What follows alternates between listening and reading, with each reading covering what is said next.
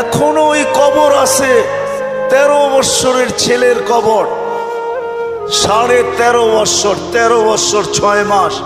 বৎসরে একবার বারস সাগরের পানিগুলা উপরে ওঠে আর এই কবরের দেওয়ালে যায় একবার টাচ করে, একদিন টাচ করে, আর বৎসরে দ্বিতীয় দিন টাচ করে না। কিতাবি কথা বলতেছিলাম, আমি জিজ্ঞাসা করছি কমরু আইল্যান্ডে কেন টাচ করে, আমরা বলতে পারবো না। তা আমি বলছি কিতাবি কথা না, আমার বিবেক বলে বৎসরে একবার যখন আসে ভারত মহাসাগর মনে হয় আল্লাহকে বলে, আল্লাহ মদিনা মুনাওয়ারায় যে রওজায়ে আতহারে চুমা খাওয়া আমার পক্ষে সম্ভব না, কিন্তু মুহাম্মদ ইবনে উসমান ইবনে আফফান, উসমান রাদিয়াল্লাহু তাআলা আনহুর ছেলে, নামও মুহাম্মদ, ওই ফ্যামিলির সাথে সংযুক্ত, আমার পদদেশে শুয়ে আছে, একবার অনুমতি দে না বৎসরে এই মুহাম্মদের কবরে চুমা খায়, ওই মুহাম্মদের কবরে চুমা খাওয়ার স্বাদ নিতে চাই। আপনি বলবেন এটার প্রমাণ আপনি কি করে দিবেন? আরেক হাদিস দিয়ে প্রমাণ দেওয়া যাবে যেটা সত্য।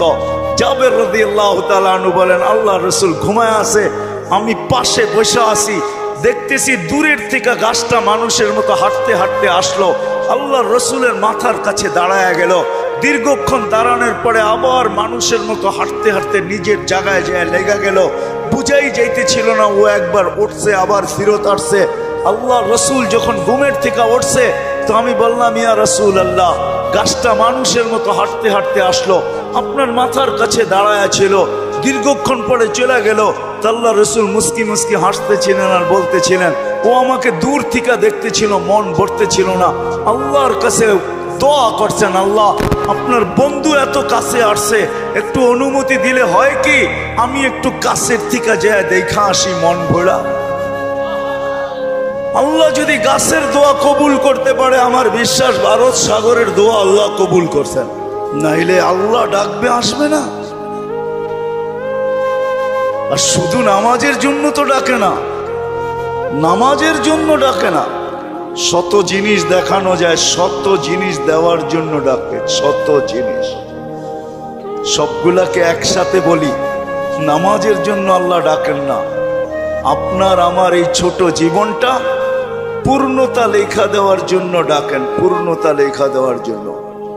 বলবেন এটা কোত্থেকে বার করলেন? হাদিসে আছে, ইদা সালুহা সালুহা সাইরুল আমাল, নামাজ ওকে, জীবন ওকে। আল্লাহ বলে তোর জীবনটাকে পূর্ণতা লেখা দেওয়ার জন্য তোকে মুসল্লায় ডাকতেছি, নাহলে ডাকার প্রয়োজন ছিল না। তোকে কেন ডাকবো?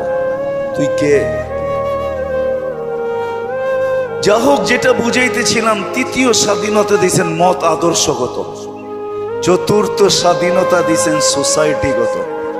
সমর্থ থাকলে দুনিয়ার যেই কোথাও বাস করা যায়, কোনো বাধা বিপত্তি নাই।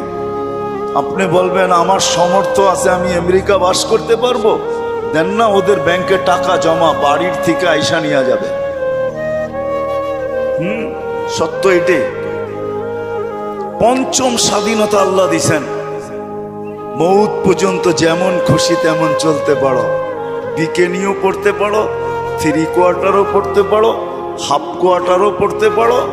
আবার যদি সমাজ মাইনা নেয় তো মার পেটের থেকে যেমন আসছে এমনও করতে পারো। নাইলে ইন্দোনেশিয়ার একটা প্রদেশের নাম হইতো না উরিয়ান জায়া, আমি নিজে গিয়ে আসছি ওইখানে। পাপুয়া গিনির অর্ধেক হলো ইন্দোনেশিয়া, ওইখানের রাজধানী হইল জয়াপুরা, ওই প্রদেশের নাম হইল উরিয়ান জায়া।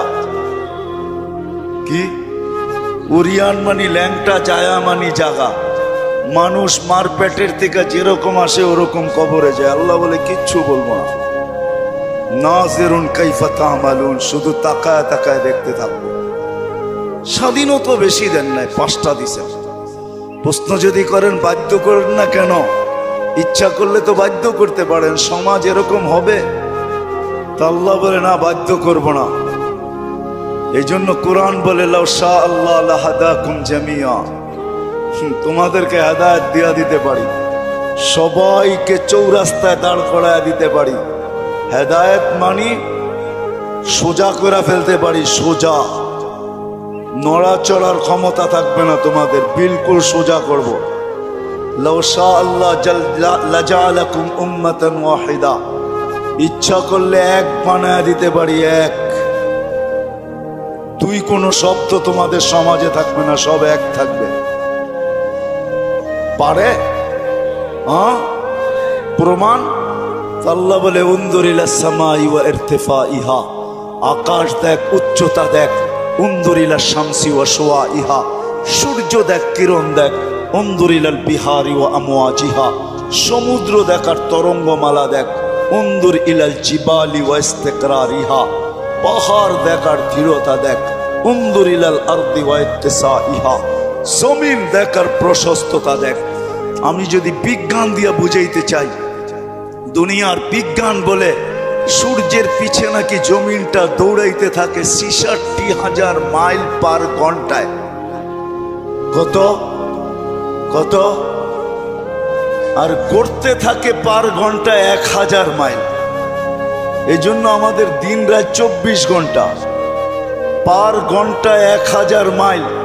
২৪ ঘন্টায় একবার প্রদক্ষিণ হয় ঘুরা, যার কারণে ২৪ ঘন্টায় দিন রাত। আচ্ছা, যেটা ঘন্টায় ১,০০০ মাইল গতিতে চলে, ওটার উপরে বসে আছেন, তো বসে আছেন কি করে? আমাকে যুক্তি দিয়া বুঝান না, বসে আছেন কি করে? ২০০ মাইল ব্যাগে চললেই তো উড়া যায়, ঠিক না? ১,০০০ মাইল ব্যাগে এটা চাক্কির মতো ঘুরতেছে। ৬৬,০০০ মাইল ঘন্টায় গতিতে এটা ছুটতেছে, দৌড়াইতেছে। আপনি বসে আছেন কি করে? বাসগুলা চলে কি করে? বিল্ডিং গুলা দাঁড়ায় আছে কি করে? আল্লাহ বলে বাধ্য করছি, ওয়াজআলনাল আরদা কারারা, আমি মানুষের শান্তির জায়গা জমিনকে নির্ধারণ করছি। জমিনকে বলছি তুই ছোট ছোট, তাতে কিছু আসে যায় না। তুই ঘোর ঘোর, তাতে কিছু আসে যায় না। খবরদার যদি কারো গায়ে বাতাস লাগলো, আল্লাহ বলে বাধ্য করছি, তোকেও বাধ্য করতে পারি। বিদায় আসেন, শেষ জায়গায় চলে আসছি, আর বাড়ানো যাবে না। আমার পরেও আছে 11টার উপরে বাজতে চলছে, 11:15। আর মাগরিবের পরের থেকে যারা শুনাইছেন, এদের পরে আমার এই ভাঙ্গা ঢোলের আওয়াজ শোনানো কোনো প্রয়োজন ছিল না বলে আমি মনে করি। কিন্তু শেষ জায়গায় চলে আসছি আমি। 100 বছর পূর্বে যারা ছিল ওরা আজকে নাই, 100 বছর পরে আমরা থাকবো না। যিনি নিয়ে আসছেন উনি নিয়ে যাবেন, বাইপাস হওয়ার কোনো সুযোগ নাই। বেশি দিন এইখানে থাকবো না, চলে যাব। কিন্তু আসেন, যেই মানুষটা সৃষ্টির ভিতরে সর্বদিকে সেরা, যার কোনো জুরি নাই, তুলনা নাই। যদি তুলনা থাকতো তাহলে আল্লাহ ফেরেশতাদেরকে ওভারটেক করে আমাদের মাথায় শ্রেষ্ঠত্বের মুকুট পড়াইতেন না। কেননা ফেরেশতার তৈরি নূরের থিকা, আমাদের তৈরি এক ফোঁটা বিদ্যুটে দুর্গন্ধময় পানির থিকা। ফেরেশতা নাফরমানি করার কোনো ক্ষমতা নাই, আর আমরা নাফরমানি ছাড়া থাকতে পারি না, ছাড়ার কোনো ক্ষমতা নাই। 24 ঘন্টা আমরা নাফরমানি করি, নাফরমানি করাই আমাদের স্বভাব। ওই মানুষটার মাথায় শ্রেষ্ঠত্বের মুকুটটা পড়াইতেন না। ফেরেশতাদেরকে অ্যাবাউট করা আল্লাহ আমাদেরকে শ্রেষ্ঠত্বের মুকুট পড়াইছেন। আসেন, শেষ জায়গায় চলে আসছি, চলে যেতে হবে।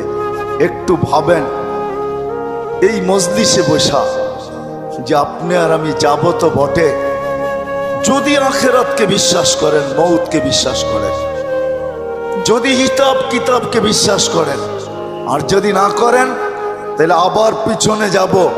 মেসেজ কোরআনে দেওয়া আছে, তোমাকে বিশ্বাস করতে আমরা বাধ্য করব। যেমন এক সময় আল্লাহ বাধ্য করছিলেন, রুহের জগতে যখন ছিলাম, আল্লাহ আমাদেরকে প্রশ্ন করছিলেন, আলাস্তু বিরাব্বিকুম, আমি কি তোমাদের রব নই? ওই দিন কিন্তু স্বীকারোক্তি দিতে বাধ্য ছিলাম, ক্বালু বালা। হায় হায়, যে আজকে বলে গড ইজ নাথিং, ওর রুহ ওই দিন স্বীকারোক্তি দিয়ে আসতে হয়েছে যে আপনিই আমাদের রব। যদিও এখানে আসার পরে ভুলে গেছে, আল্লাহ বলে তোমাকে আরেকদিন বাধ্য করব, তুমি চিৎকার দিবে আর বলবে রব্বানা ইন্নানা আবসারনা ফারজি'না আমাল সালিহা ইন্না লা মুকিনুন। তারপরে আমাদের পক্ষ থেকে চিৎকার আসবে, কাল্লা, কখনো সম্ভব না। তোমার চিৎকার ওই দিন শোনা হবে না, বলা হবে কালুকসাউ ফিহা ওয়ালা তুকাল্লিমুন। দুনিয়ায় বড় বলছো, আমরা কোনো প্রতি উত্তর করি নাই, বড় বিরোধিতা করছো। ও ঢাকার মানুষ 24 ঘন্টা কাঠটা ভোগ করেন, কতটুক ভোগ করেন আর কতটুক আল্লাহকে দিই। এই জন্যই যে বিশ্বাস করে আমাকে মরতে হবে,